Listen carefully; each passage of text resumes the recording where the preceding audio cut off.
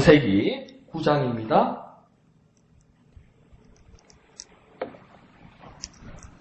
창세기 9장 1절에서 17절까지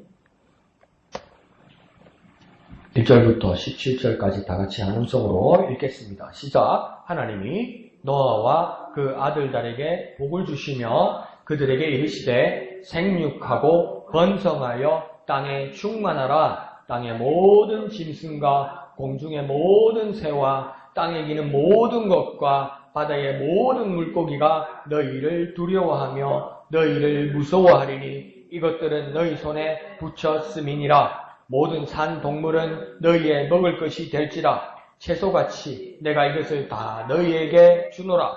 그러나 고기를 그 생명되는 핏째 먹지 말 것이니라. 내가 반드시 너희의 피 곧 너희의 생명의 피를 찾으리니 짐승이면 그 짐승에게서 사람이나 사람의 형제면 그에게서 그의 생명을 찾으리라. 다른 사람의 피를 흘리면 그 사람의 피도 흘릴 것이니 이는 하나님이 자기 형상대로 사람을 지으셨음이니라. 너희는 생육하고 번성하며 땅에 가득하여 그 중에서 번성하라 하셨더라. 하나님이 노아와 그와 함께한 아들들에게 말씀하여 이르시되 내가 내 언약을 너희와 너희 후손과 너희와 함께한 모든 생물 곧 너희와 함께한 새와 가축과 땅의 모든 생물에게 세우리니 방주에서 난 모든 것 곧 땅의 모든 짐승에게니라. 내가 너희와 언약을 세우리니 다시는 모든 생물을 홍수로 멸하지 아니할 것이라. 땅을 멸할 홍수가 다시 있지 아니하리라.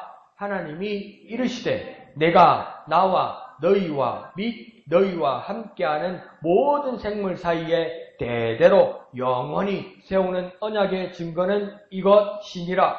내가 내 무지개를 구름 속에 두었나니 이것이 나와 세상 사이의 언약의 증거니라. 내가 구름으로 땅을 덮을 때에 무지개가 구름 속에 나타나면 내가 나와 너희와 및 육체를 가진 모든 생물 사이에 내 언약을 기억하리니 다시는 물이 모든 육체를 멸하는 홍수가 되지 아니할지라. 무지개가 구름 사이에 있으리니 내가 보고 나 하나님과 모든 육체를 가진 땅의 모든 생물 사이에 영원한 언약을 기억하리라.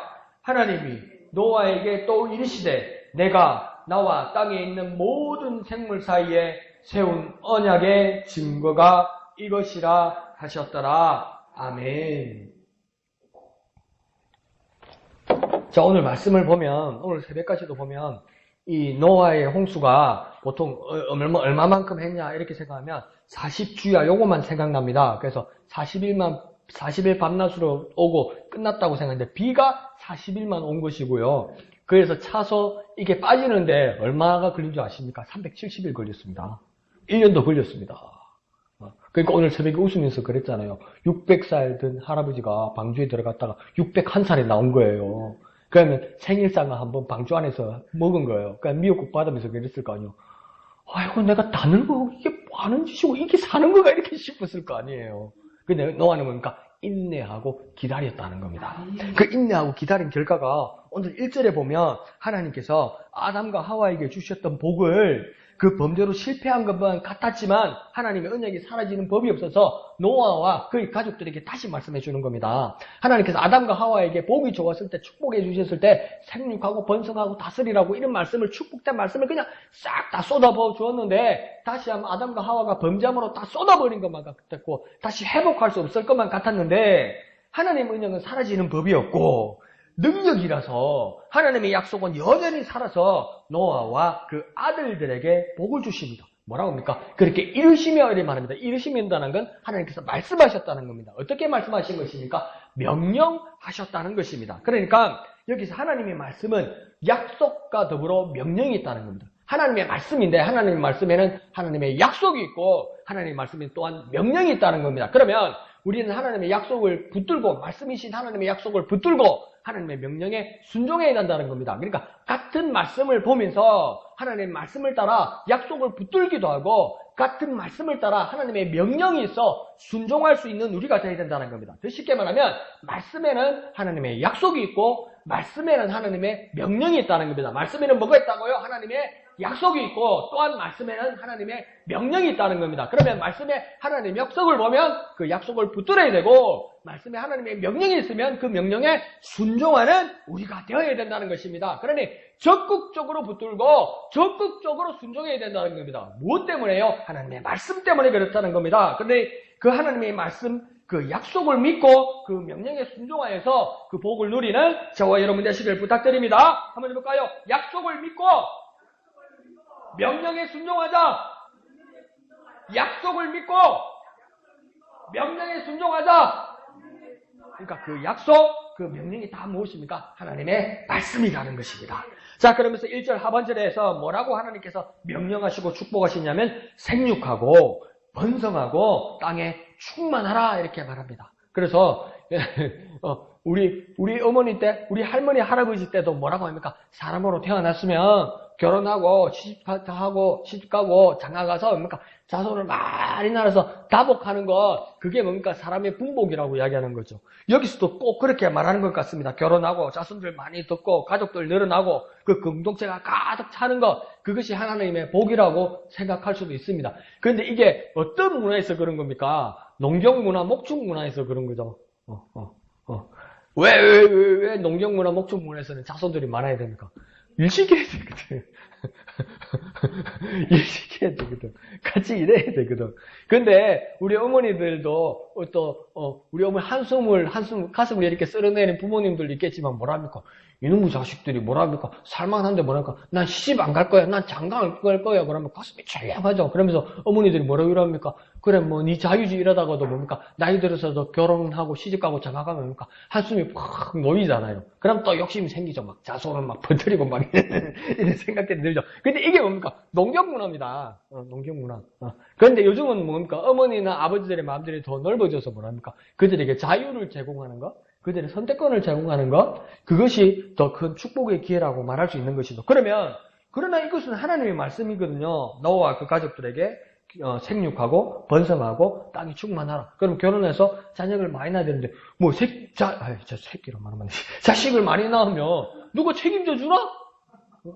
애 하나를 낳아도 밑에 드는 돈이 얼마나 많은데 누가 책임져 줄 거라고 많이 낳으라고 그러는가? 그런 생각이 들기도 하죠. 그러면 이 말씀을 우리가 어떻게 받아야 할 것인가?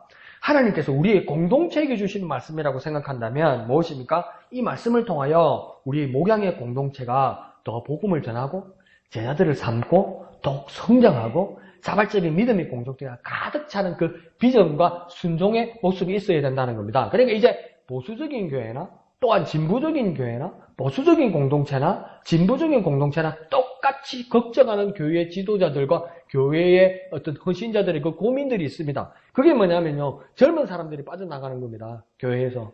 또 젊은 사람들이 들어오지 않는 겁니다. 그러니 우리의 비전들이 하나님의 말씀에 순종하기 위해서는 시집가고 장가가서 자녀들 잘 낳는 것도 이전에 우리의 꿈과 비전이었다면 여전히 그 하나님께서 노아와 그 가족들과 이전에 아담과 하와에 주신 그 비전은 뭐냐면 자녀들 아닙니까? 자녀면 어떤 자녀가 되느냐? 하나님의 자녀들에 대한 꿈이라면 목양의 공동체에서 우리가 믿음으로 성장하면서 제자들을 삼고 성장하고 막 우리 공동체가 가득 차는 그 비전과 순종의 모습이 있어야 된다는 것이죠.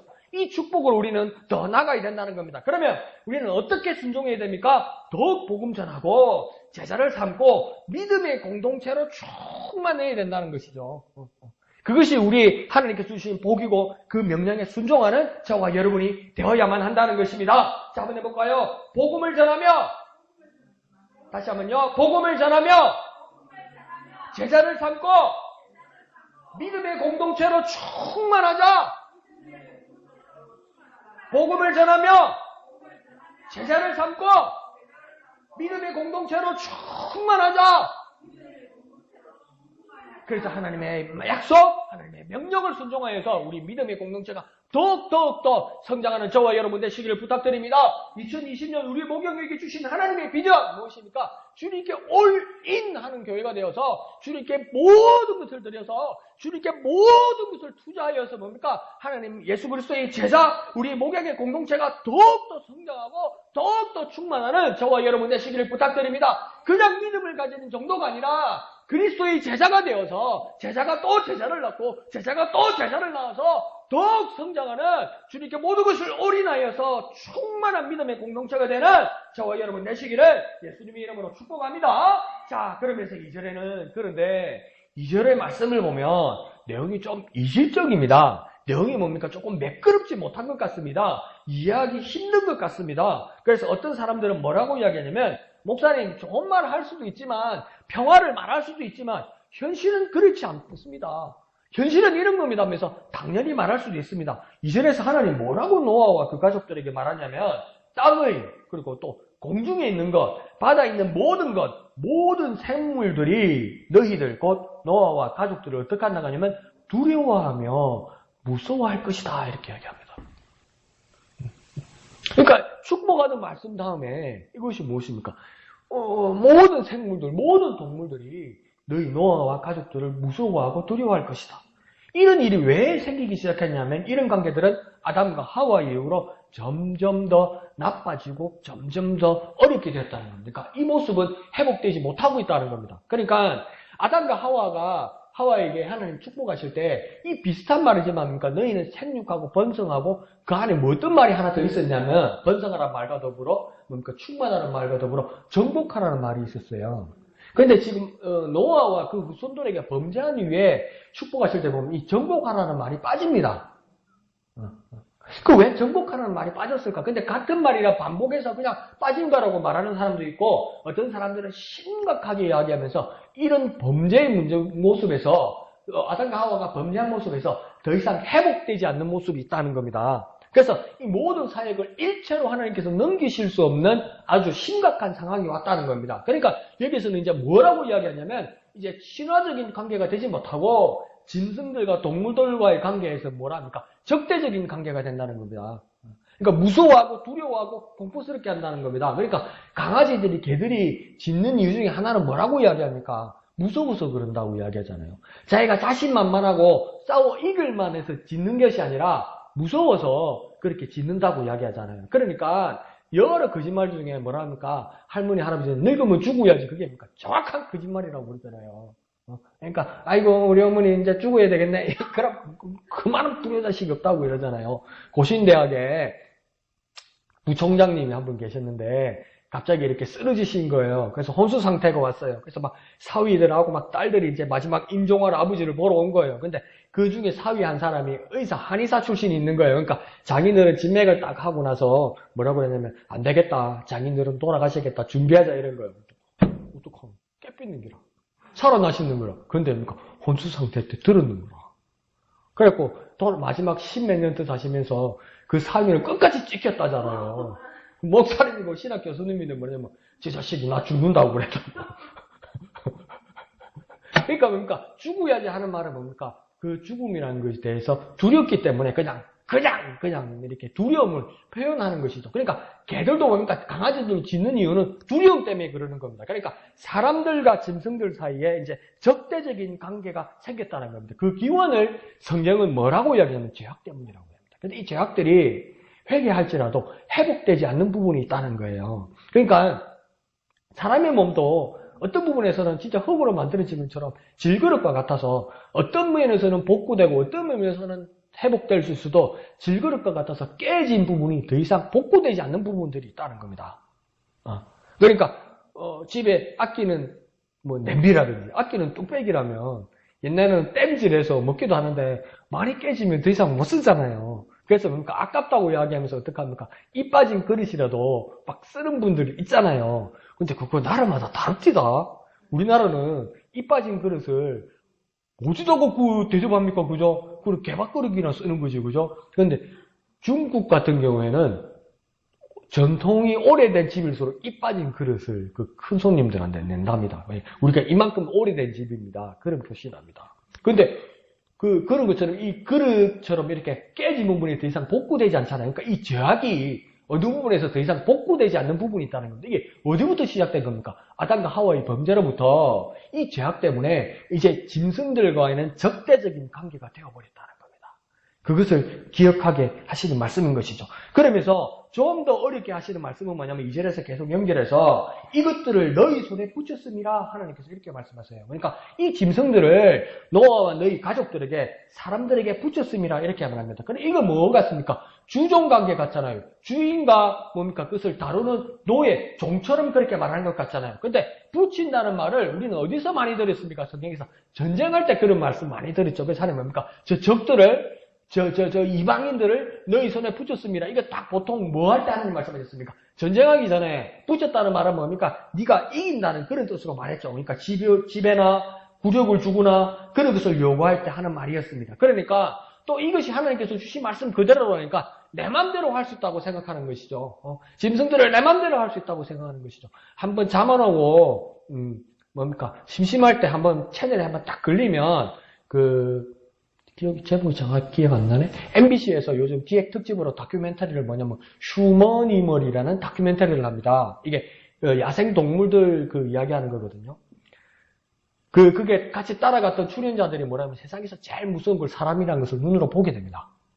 세상에서 제일 무섭고 제일 잔인한 게 사람입니다. 나는 만약에 다음에 기회가 생겨도 이제 거절하고 거부할 것 같아요. 태국이나 이런 스리랑카나 이런 나라 가가지고 코끼리 타는 거 있잖아요. 나 그건 이제 거절할 것 같아. 그러니까 태국이나 스리랑카에 있는 코끼리들 있잖아요. 사람들 타게 하는 코끼리들 얼마나 순해요. 그죠? 온순하죠? 그 코끼리들이 왜 순한 줄 압니까? 코끼리들이 뇌 장애를 가지게 만든 겁니다. 그러니까 발달 장애를 만든 겁니다. 그게. 그걸 어떻게 만드냐면 2살 때쯤 어미에게서 떼내가지고 요만한 틀 안에다가 넣습니다. 그럼 온 동네 사람들이 여러분 옛날 어시장 요즘은 잘 안 쓰죠. 옛날 어시장 주인 아줌마들이 어떻게 합니까? 물고기들 큰 고기들 손님한테 소개할 때 이렇게 끄잡아 당기는 깔꼬리 있죠. 그걸 말들 때까지 찍습니다. 코끼리를 피가 나도록. 그래서 못 견디는 놈은 죽고 살아있는 놈은 어떻게 됩니까? 그 내상을 입어서 쇼크를 받아서 그럽니까? 사람으로 치면 발달장애 있는 놈을 만드는 겁니다.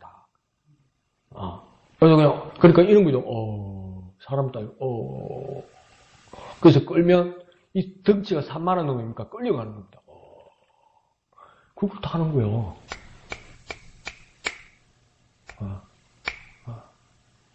나 이제 못할 것 같아. 안 봤으면 탔을 것 같아. 못할 것 같아. 적대적인 관계가 된 겁니다. 그걸 자기가 다루고 그러니까 정복한다는 게 빠져버렸어요. 그게 이제 내가 어거지로 말할 수도 있지만 이게 뭡니까? 회복되지 못하는 겁니다. 그러니까 여기서도 뭡니까? 그러니까 너희 손에 붙였다니까 하나님이 약속하셨으니까 그렇게 마구 다룰 수도 있다고 생각할 수도 있습니다. 그런데 다시 한번 생각해 봅시다. 이것들을 너희 손에 붙였음이라는 건 누가 말하는 겁니까? 하나님께서 말하는 겁니다. 그러면 정복할 수 있고 그것을 지배할 수 있는 자는 누구입니까? 사람이지만 누구의 권세 아래 있는 것입니까? 하나님의 권세 안에 있는 것입니다. 이 말은 하나님의 명령과 하나님의 권위가 그 배후 아래서 작동하는 관계라는 겁니다. 그러니까 이것은 너희 손에 붙였다고 말할 때 싸워서 이기거나 내가 지배하고 정복할 수 있다고 말하는 의미보다는 어떤 것이 이제 생겨야 되냐면 하나님의 권위와 하나님의 말씀으로 주신 것이기 때문에 관리자로서의 의무감이 우선이라는 겁니다. 나는 지배자이기 전에 우리 사람은 이제 무엇이 되어야 됩니까? 관리자가 되어야 됩니다. 아니 이상은 더 이상 잔인하게 굴어서는 안 된다는 겁니다. 코끼리가요 상아를 하기 위해서 아프리카에서는 미력군들이 어떤 일을 하냐면 코끼리가 힘이 얼마나 셉니까? 그러니까 총으로 쏘면 정부에서 잡으러 올까봐 엽총 같은 걸 소리 안 나는 거나 막 작살 같은 거로 잡습니다. 그러면 코끼리가 쓰러지면 뭐만 필요하냐면 이 상아만 필요한 거예요. 상아만 필요하니까 그 무거운 걸 어떻게 끌고 가겠습니까? 그러니까 이 머리 반만 잘라가지고 갑니다. 전기톱으로 산 놈을. 예? 근데 이게 막 몸부림을 칠 거 아니에요. 총 같은 거 맞아도. 그러니까 어떡합니까? 등 쪽에 가가지고 전기톱으로 척추를 잘라버립니다. 척추만. 그러면 신경을 마비시키는 거예요. 그래서 뭡니까? 그 산 놈을 머리를 이렇게 반을 잘라가지고 상가 있는 부분을 가지고 갑니다. 근데 이걸 또 안 뜯기려고 어떻게까지 하냐면, 이게 이제 짐승이, 큰 짐승이 죽으면, 그 다음 뭐가 하고 있습니까? 죽음이 있는 곳에 무엇이 모인다고 성경도 말합니까? 죽음이 있는 곳에 뭐가 모인다고 성경에 써있냐고. 예, 독수리들이 모이잖아요. 그러면, 왜 독수리들이 모일까? 위에 사람들이 보면 뭡니까? 아, 누가 밀어뱉거나 느낄까봐. 그런데 뭘 하냐면, 그 몸에다가, 코끼리 몸에다가 독을 주사를 합니다. 그래서 그걸 먹으러 독수리까지 싹 다 죽는 거예요. 그 누가 그럽니까? 사람이 그런다고요. 사람이 그런다고요. 사람이. 네, 무섭죠. 이게 뭡니까? 제약으로부터 시작된 겁니다. 그리고 우리가 제약이라는 것을 알게 됐으면 우리는 지배자가 아니라 이제 세상을 향하여 어떤 사람이 됩니까? 관리자입니다. 관리자. 왜요? 하나님께서 말씀하신 것을 붙든 사람이니까 우리는 관리자가 되어야만 되는 겁니다. 그러면 이 친화적인 관계는 언제 회복되겠습니까? 오직 예수 그리스도를 통한 회복으로만 가능한 것입니다.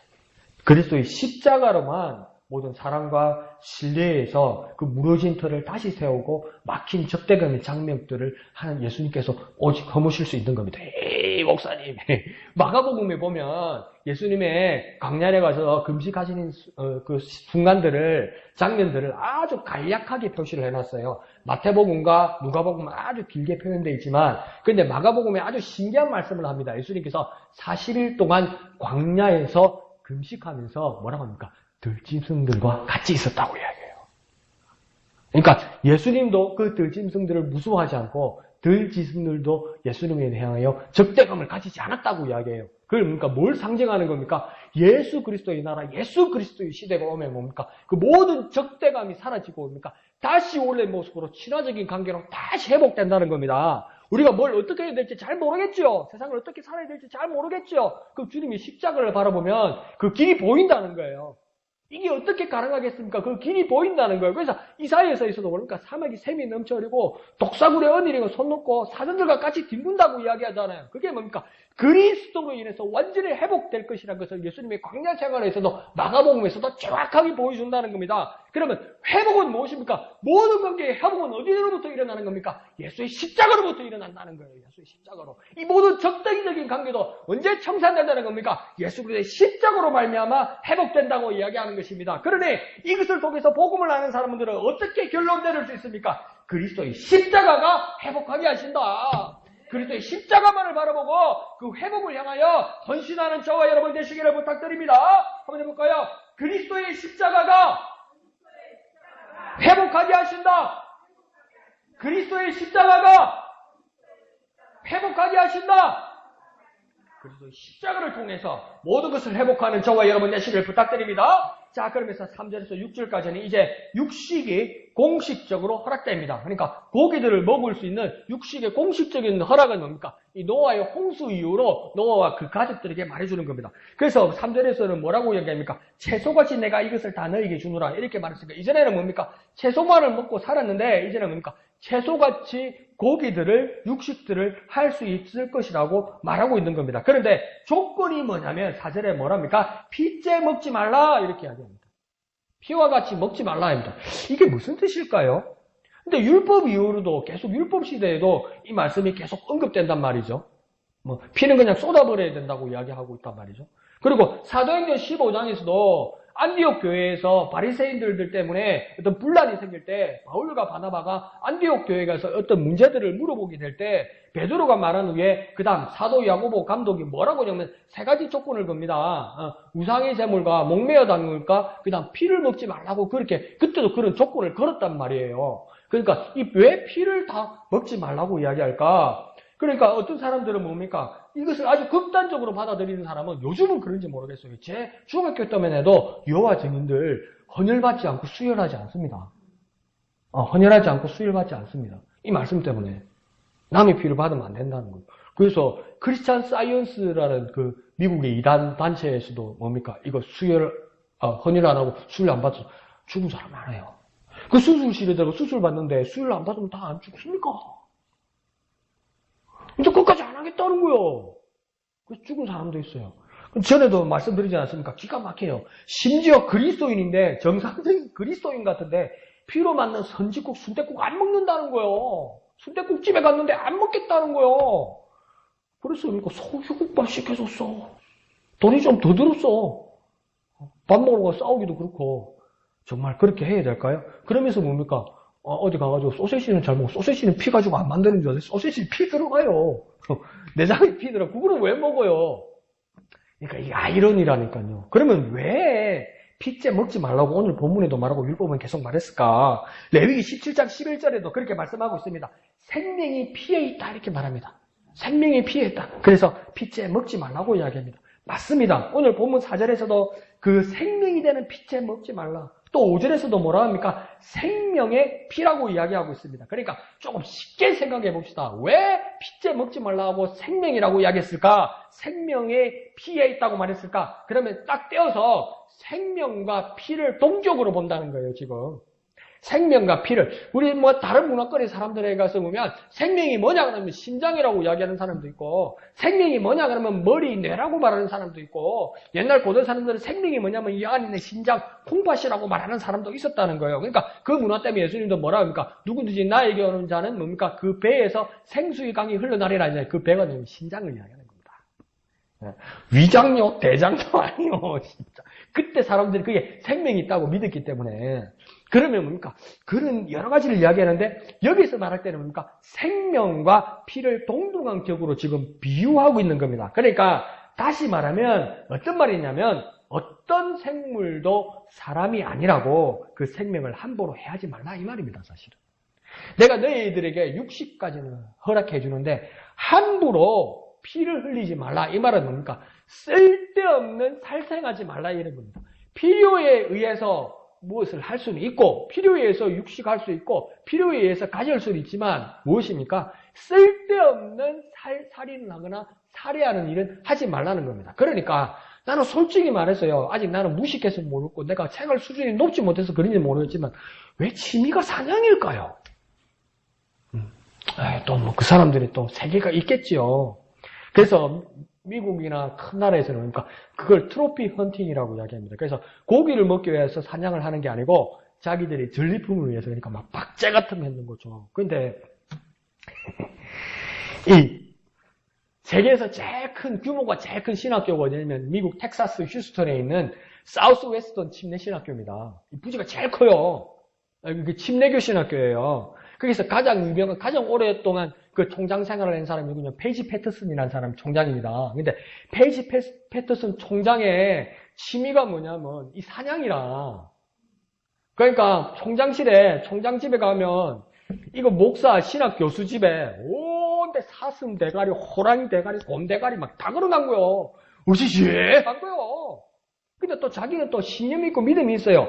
왜 이런 취미를 가지게 됐냐니까 나는 아무 짐승이나 잡지 않습니다. 뭐냐면 그것도 새끼나 암놈은 잡지 않고 순놈 중에 나이 오래된 거 얼마 안 있으면 죽게 될 거 그것들을 잡는다는 거예요. 근데 트로피 헌팅하는 사람들이 다 그렇게 말합니다. 그러니까 그 기자가 마지막으로 한번 물어본 거예요. 페이지 패터슨 총장한테 How old are you? 당신 몇 살입니까? 그런 거예요. 할아버지거든. 그럼 자기도 죽어야 되나? 이 말입니다. 어떤 나이 들고 나이 들지 않고 그걸 가지고 그것이 가치가 있다 없다 판단할 수 없다는 말이죠. 그런데 이게 뭡니까? 이 미국이나 유럽에 있는 그 신학교들의 그 수익원이 뭐냐면 신학생들 중에서도 한국 신학생들입니다. 왜 그렇습니까? 외국 유학 신학생들이 학비를 더 많이 내야 돼요. 그런데 신학을 유학하러 가는 사람은 이제 한국 사람 말고 없습니다. 미국에. 예. 그러다 보니까 한국 학생들이 정말 필요하죠. 그러니까 한국 학생들을 안 놓치려고 총장들이 막 한국 학생들 불러가지고 집에서 파티도 해주고 그래요. 우리 동기들이 영어 과정도 아니고 한국어 과정, 미국에서 한국어 과정이 있어요. 미국에 대학 가서 교수가 한국 사람이 한국말로 강의해. 그리고 졸업장은 미국 졸업장 받아와. 그런 야식꾸리한 게 있어요. 근데 졸업장은 또 이름은 그 미국 페이지 패터슨 총장 이름으로 한다고요. 그러니까 페이지 패터슨 총장이 그 한국 유학생들을 불러서 이제 파티를 해준 거예요. 집에서 바베큐 파티를 하는데. 오, 같이 사진 찍은 걸 막 인터넷에 막 자기 막 SNS에 올려놨는데 뭡니까? 이게 무슨 목사라는 것들이, 이게 무슨 신학생이라는 것들이, 이게 전도사라는 것들이 뭡니까? 미국 총장 목사하고 뭡니까? 죽은 짐승들 대가리 걸어놓고 거기다 사진 찍고 있더라니까. 이게 뭐 정신을 못 차려. 근데 이 근원이 뭡니까? 죄악으로부터 시작됐다는 겁니다. 오늘 성경 볼 때.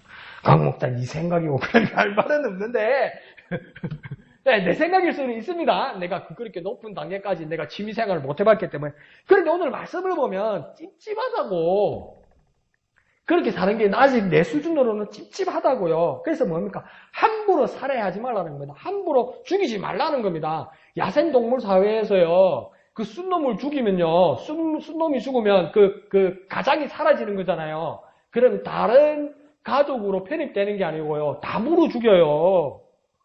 그러니까 사자 한 마리에, 수사자 한 마리에 암사자 6마리고 새끼가 24마리 이 정도 돼요. 그리고 그 수사자를 죽이잖아요. 수사자가 죽으면 나머지 암사자와 새끼 사자가 다른 굴락의 사자 무리와 함께 하는 게 아니고 다른 사자들이 와서 다 물어 죽여요. 이 인간의 욕망. 그래서 이렇게 경고하는 겁니다. 생명의 피해 있다는 말은 뭐냐면 어떤 생물도 사람이 아니라고 그 생명을 함부로 해하지 말라는 겁니다. 함부로. 그래서 5절에서 더 넓게 생각하면 5절에서 뭐라고 합니까? 짐승이면 그 짐승에게서 사람이나 그 사람의 형제이면 그 사람에게서 그 생명을 찾으리라 이렇게 말하고 있습니다. 이 말은 뭐냐면 짐승도 사람도 그 생명을 존중하라 그렇게 말하는 겁니다. 그러니까 만약 그렇지 못할 때는 5절에서 하나님 뭐라고 이야기합니까? 그렇지 못할 때는 너희 생명의 피를 찾겠다. 너희 생명의 피를 찾겠다. 이 말은 무엇이겠습니까? 너희 생명을 그 대가로 하나님께서 요구하겠다 이 말입니다. 쓸데없는 살인을 하거나 살생을 했을 때 그 대가로 하나님께서 요구하겠다. 그러니까 이건 뭡니까? 하나님의 존중하는 마음, 하나님의 평등을 원하는 하나님의 의도입니다. 모든 생명에 대해서 하나님의 존중, 하나님의 평등이 있다는 겁니다. 왜요? 또 하나님이 만드신 거거든. 하나님이 창조하신 거거든요. 그래서 6절에서도 뭐라고 이야기합니까? 다른 사람의 6절에 보면 다른 사람의 피를 흘리면 그 사람의 피도 흘릴 것이냐. 아주 극단적으로 말씀하시죠. 이건 뭡니까? 책임을 묻겠다는 겁니다. 어떤 상대의 피를 흘리게 해서 목숨을 빼앗았으면 그의 동등한 책임을 뭡니까? 하나님이 물으실 것이다. 이렇게 말하는 겁니다. 그러니까 이건 뭡니까? 동일한 해에 대한 법으로 그렇게 비하되는 경우도 있지만 오늘 우리가 이 말씀을 볼 때는 무엇입니까? 하나님께서 책임을 물으신다는 데 대한 어떤 부담감을 가지라는 겁니다. 자꾸 내가 오늘 쓸데없는 이야기를 하는데 몰라요. 요번 주는 좀 그게 뭐 여러 가지로 찝찝해서 그래요. 산천어 축제나 강원도는 산천어 축제나 송어 축제 이런 거 하는 거 있잖아요. 그 지역 단체 행사로 축제로 중요하죠. 그래서 막 산천어나 송어 풀어가지고 막 잡는 거 하잖아요. 우리도 물고기 좋아하죠. 제가 생선회를 얼마나 좋아하는데, 생선구이 얼마나 좋아하는데, 그거 좋아요. 그런데 어떡하냐면, 산천어 축제나 송어 축제를 낚시를 하거나 물고기 잡는 거 있잖아요. 그 안에서 사는 산천어나 송어가 아닙니다. 그게 뭐냐면 양식장에서 키우는 애들이에요. 그래서 축제 기간이 되면 그 밑에다가 푸는 거예요. 푸는데 그냥 푸는 게 아니고요. 일주일에서 열흘을 이 물고기들을 굶깁니다. 네. 굶겼다가 풉니다. 그러면 어떻게 됩니까? 이 낚시 미끼를 진짜 지렁이가 아니라도, 진짜 새우가 아니라도 플라스틱이나 고무를 흔들어도 미끼인 줄 알고 막 고기가 미친 듯이 뭅니다. 그리고 굶겨놔야 사람도 보니까 굶으면 예민해지잖아.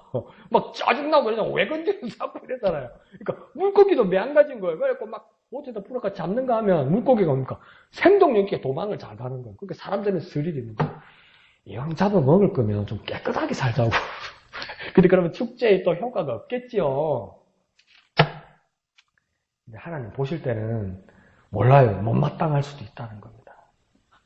왜 그렇습니까? 6절에서 보면 더 나아가서 6절에서 뭐라고 중간에서 얘기하냐면 이는 하나님이 자기 형상대로 사람을 지으셨습니다. 이런 말씀으로 어느 사람도 하나님의 형상대로 지음받는 자이므로 함부로 하지 말라는 겁니다.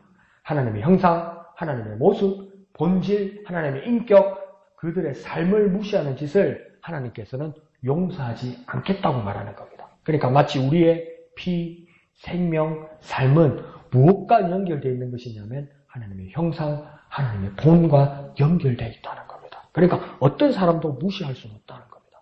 어떤 사람도 우리가 마음대로 정죄하거나 심판할 수도 없다는 겁니다. 그러니까 피, 생명, 하나님의 형상적으로 연결해서 보면 모든 만물과 모든 세상과 모든 사람들에 대해서 기본적으로 존중하는 마음이 있어야 된다는 겁니다. 근데 이게 쉽나 어디 살다 보면 이게 어디 쉽냐고요. 저도요 막 우리 집에 고양이 한 마리가 죽고 나니까 두 마리가 찾아와요. 두 마리가. 그래가지고 우리 집 온수통 거기 올라가가지고 그게 제일 따뜻하잖아요. 바깥에 온수통에 올라가. 거기다 오줌을 얼마나 싸다 놓았는지. 그 냄새를 이런 말로 할 수가 없어. 그러니까 밉지요. 그래서 짝대기로 막 쫓아내죠. 저도 그렇게밖에 안 돼요. 근데 하나님은 뭡니까?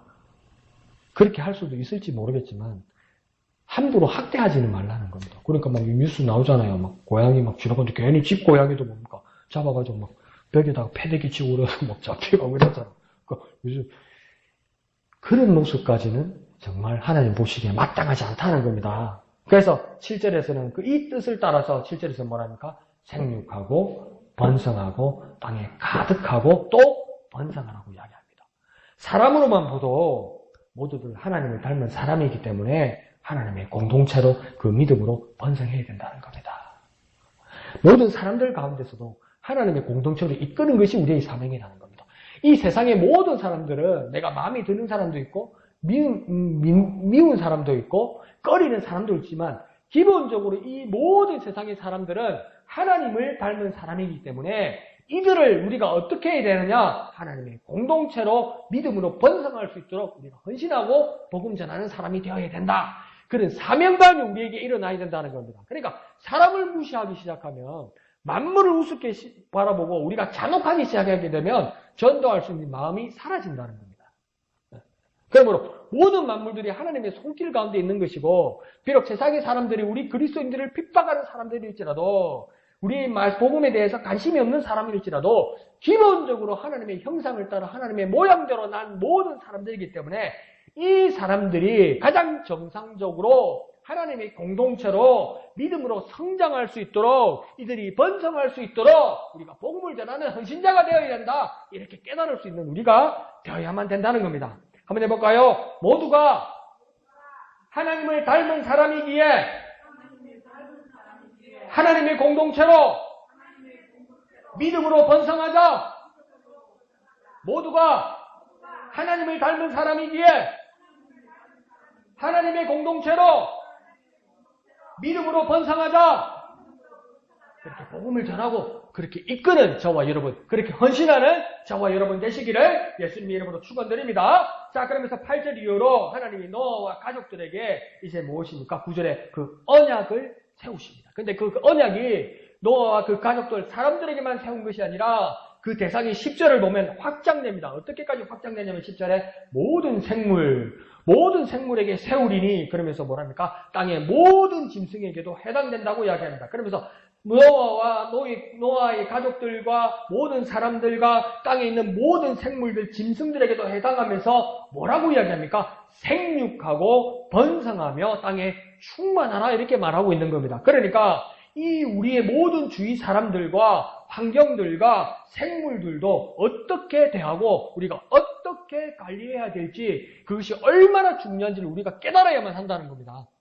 나만 잘 살고 우리끼리 이것은 하나님이 주신 비전도 아니고 창세기에서 주신 하나님의 명령도 아니고 하나님의 약속도 아니라는 겁니다. 더 넓게 바라보고 그들을 우리에게로 하나님의 공동체로 이끌 수 있도록 생육하고 번성하고 땅에 충만할 수 있도록 그리스도의 제자를 삼고 믿음의 공동체로 더욱 성장할 수 있도록 그들을 돌보고 복음 전하는 우리가 되어야 된다는 겁니다. 그러니까 하나님은 나뿐만 아니라 모든 사람에게 심지어 모든 만물에게 하나님은 언약을 세우셨다는 겁니다. 그러면 우리는 어떤 사람입니까? 그 언약에 대한 관리자가 되어야 된다는 거예요. 세상 사람들은 관심이 없고 세상의 모든 생물들은 뭔지 모르고 있을 때도 본디 하나님으로부터 모든 자들이 낳고 모든 생물들도 하나님의 의도대로 난 것을 깨달아. 그것을 깨달은 우리만은 어떤 사람이 되어야 됩니까?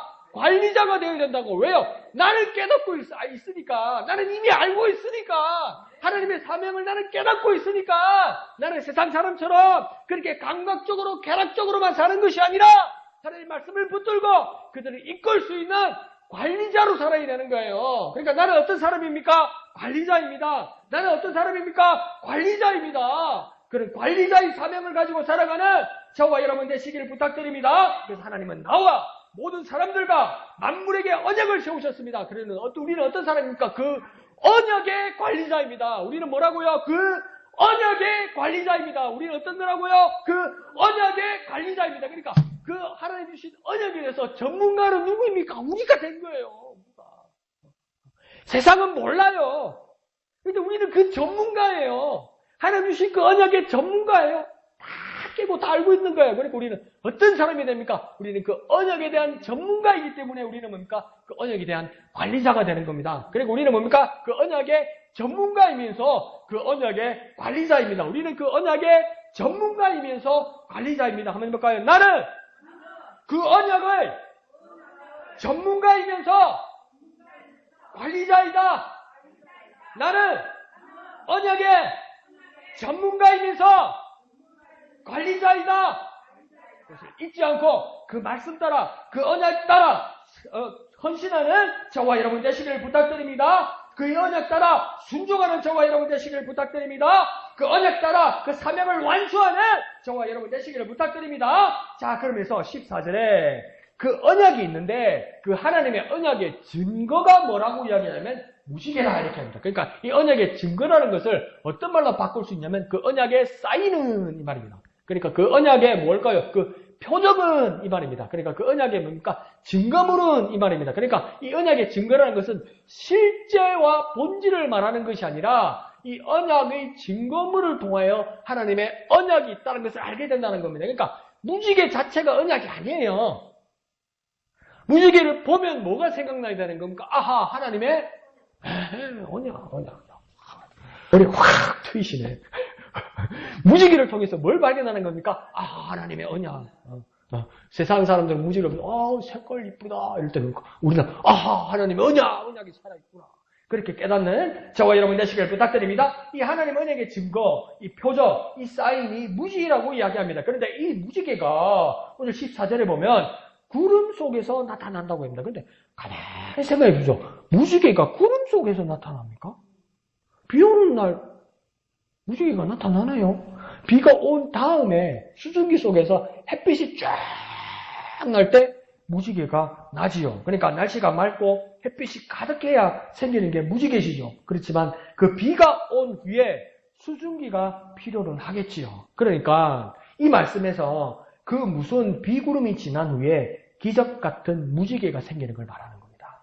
그러니까 정말 쏟아지고 정말 어둡고 막 번개치고 이런 곳에서 아무것도 보이지 않고 모든 것이 끝났다고 생각하는데 그 구름이 거친 후에 수증기는 여전히 남아있는데 햇빛이 갑자기 기적같이 비추면서 비치는 그 뭡니까? 무지개.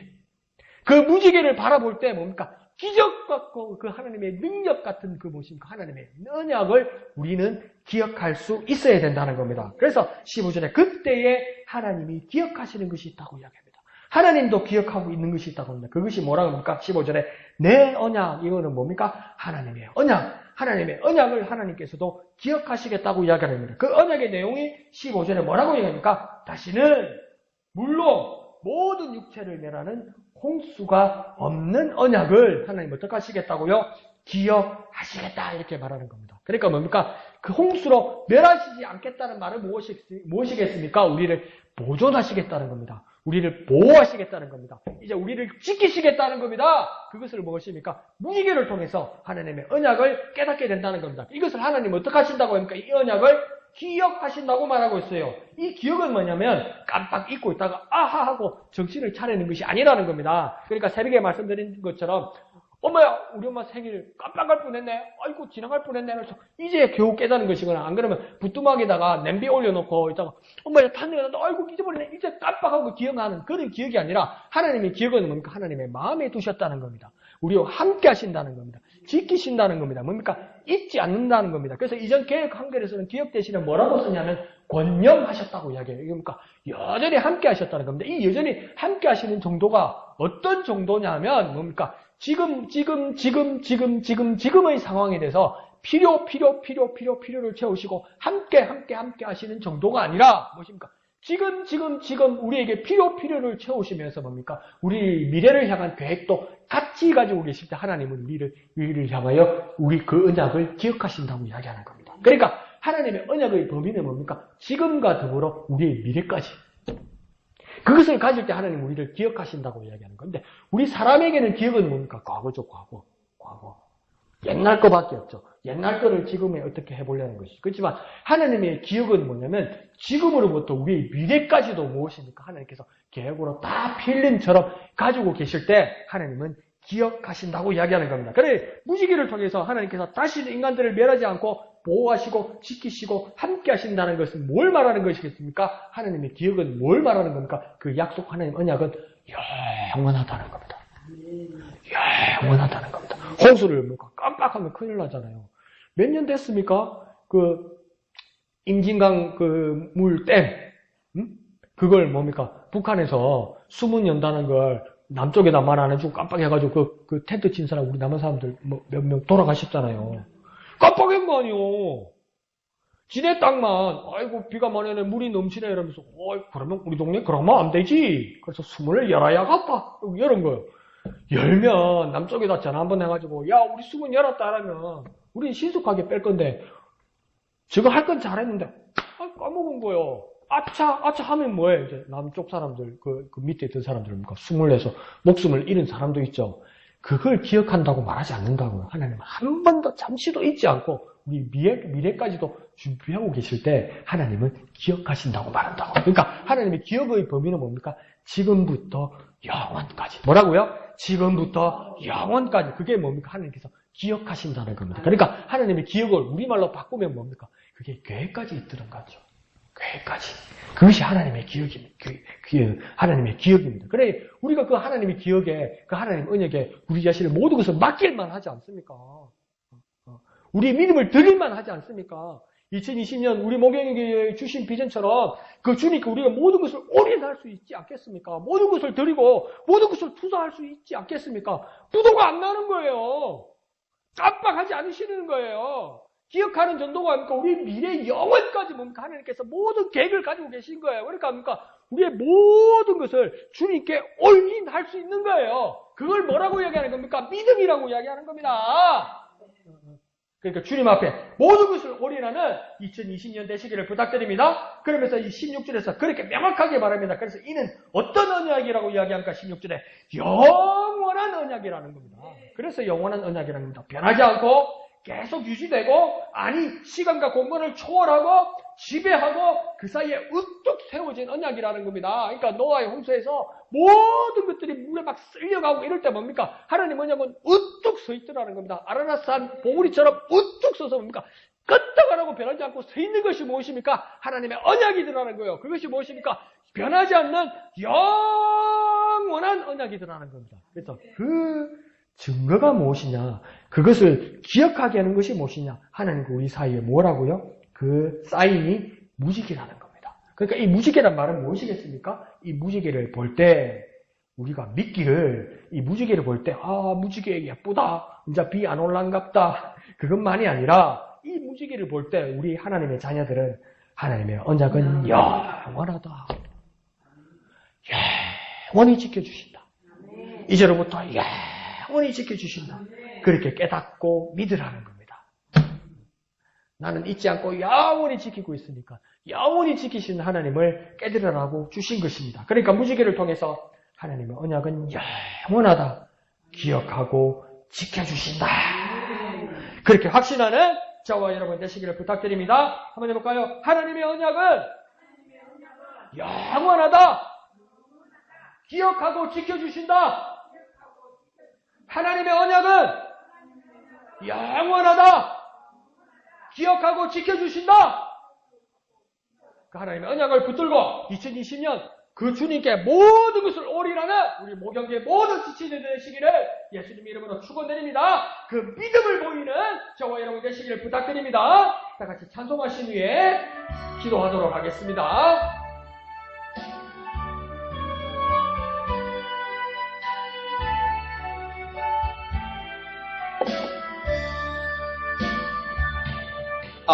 내 마음속에 참된 평안이네. 주 예수가 주신 평안.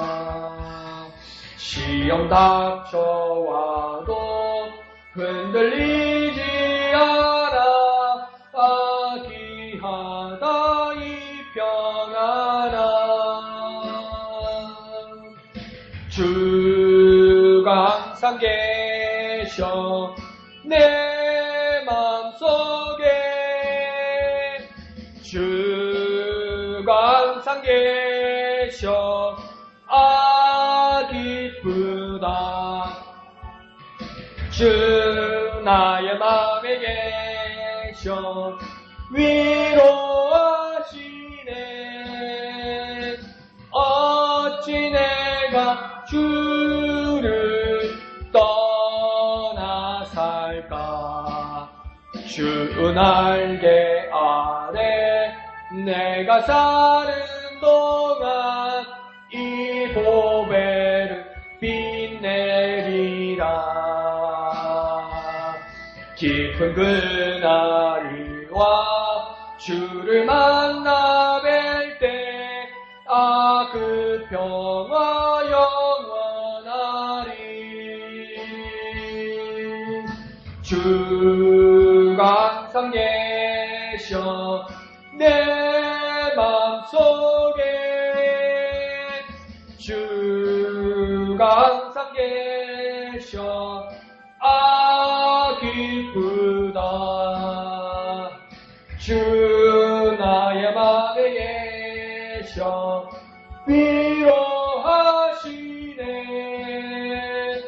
어찌 내가 주를 떠나 살까. 아멘. 이 시간 기도하실 때 하나님의 언약이 영원함을, 하나님의 언약이 영원함을 믿는 우리가 되게 하여 주옵소서. 하나님의 언약으로 우리를 영원히 기억하시고 우리를 영원히 지켜주시는 하나님을 의지하는 우리가 되게 하여 주시옵소서. 2020년 우리의 몸경의 모든 지체가 우리 주님 앞에 언약을 변치 않는 언약을 가지신 주님, 기억하시고 지켜주시는 주님, 그 주님 앞에 올인하는 우리가 되게 하여 주옵소서. 모든 것을 들여서 헌신하는 우리가 되게 하여 주시옵소서. 이 시간 주님의 이름 크게 한번 부르고 다 같이 기도합니다. 주여! 변치 않으시는 하나님, 그 언약이 영원하신 주님, 우리를 기억하시고 그 언약으로 지켜주시는 주님, 그 주님 앞에 올인하기를 원합니다. 모든 것을 들여 투자하기를 원합니다. 주님 역사하여 주시옵소서. 주님 역사하여 주시옵소서. 그 주님을 의지합니다. 영원하신 언약의 주님, 언약으로 기억하시고 지키시는 주님, 영원한 언약의 주님, 주님을 의지합니다. 주님께 올인합니다. 주님께 모든 것을 드려 헌신하기를 원합니다. 우리의 믿음을 지켜주시고 우리의 믿음을 받아 주시옵소서. 주님 역사하여 주셔서, 주님 역사하여 주셔서 온전하신 주님 앞에 영광 돌려드리는 우리가 되게 하여 주시옵소서. 주님을 의지합니다. 영원한 언약의 주님, 영원한 언약의 주님, 주님을 의지합니다. 그 언약으로 우리를 기억하시고 우리를 지키시는 주님, 그 주님을 바라보는 우리가 되게 하여 주시옵소서. 주님을 의지합니다.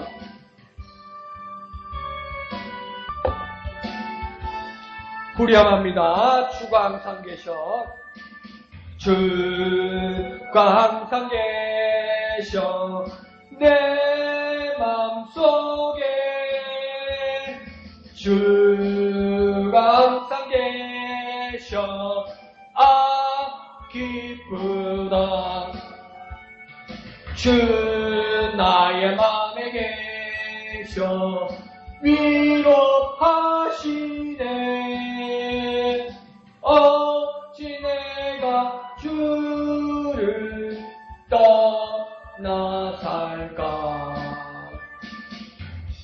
거룩하신 아버지 하나님, 은혜를 감사합니다. 항상 계신 주님, 항상 내 맘에서 지키시는 주님, 그 주님을 확신하는 우리가 되게 하여 주옵소서. 영원한 언약의 주님을 기억하시는 주님을, 기억하고 지켜주시는 주님을, 그 주님을 바라보는 우리가 되게 하여 주시옵소서. 2020년 한 해 그 주님께 올인하는 우리가 되게 하여 주옵소서. 주님께 모든 것을 드려서 헌신하는 우리가 되게 하여 주시옵소서. 믿음을 보이는 우리가 되게 하여 주옵소서. 믿음을 지키시는 주님을 경험하는 이 한 해가 되게 축복하여 주시옵소서. 모든 것을 감사드리며 거룩하신 예수님의 이름으로 간절히 기도하옵나이다. 아멘. 하늘에 계신 우리 아버지의 이름을 거룩하게 하시며 아버지의 나라가 오게 하시며 아버지의 뜻이 하늘에서와 같이 땅에서도 이루어지게 하소서. 오늘 우리에게 일용할 양식을 주시고 우리가 우리에게 잘못한 사람을 용서하여 준 것 같이 우리 죄를 용서하여 주시고 우리를 시험에 빠지지 않게 하시고 악에서 구하소서. 나라와 권능과 영광이 영원히 아버지의 것입니다. 아멘. 주님 감사합니다. 주님 감사합니다. 주님 홀로 영광 거두어 주시옵소서.